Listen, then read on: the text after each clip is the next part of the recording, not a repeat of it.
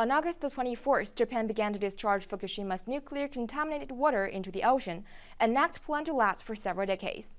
Japan opened this Pandora's box despite objections and concerns from its own citizens, as well as protests and condemnations from other countries. Throughout the incident, selfishness and a lack of responsibility ran through the behaviors of related parties in Japan. Back in the 1960s, the Fukushima Daiichi nuclear power plant was originally planned to be built at 35 meters above sea level. The plant's owner, Tokyo Electric Power Company, the TEPCO, lowered the height of the bluff by 25 meters to cut cost. This change, however, did increase the vulnerability of the plant to a tsunami bigger than expected degree. In the wake of Japan's earthquake and the resulting tsunami in 2011, full meltdowns happened at 3 nuclear reactors of the plant. But TEPCO tried to hide the fact for some time for its own benefit. The company's mishandling of the accident at first caused it the best time window to mitigate damage. Later, TEPCO began injecting seawater into the reactors to cool down the cores and built lots of tanks to store the nuclear-contaminated water. But the water, which increases at a speed of over 100 tons per day, along with the contaminated rainwater and underground water, were filling up the built tanks. It's not hard to see that a responsible choice at this time would have been to build more tanks so that the nuclear-contaminated water could be stored until proper disposal in the future. However, instead of the responsible move, Japan decided to discharge the radioactive wastewater into the ocean. Is that the only way out? Not really.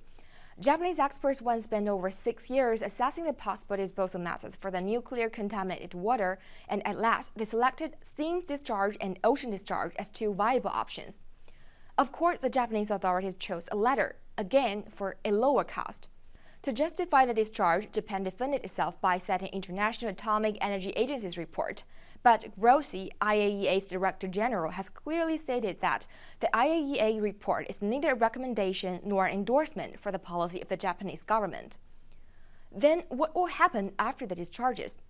First, we should keep in mind that the contaminated water contains a spectrum of radioactive contents.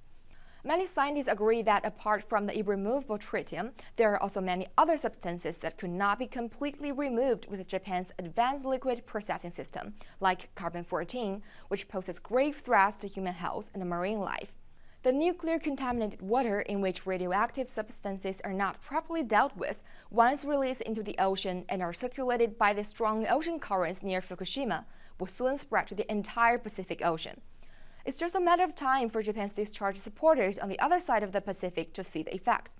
As part of a butterfly effect, the fishery industry would be the first to feel the hit, and then goes the island countries whose people have relied on the seas to live for generations. But it does not stop there. The health of all humanity will be exposed to intensified risks with a ticking time bomb left for future generations.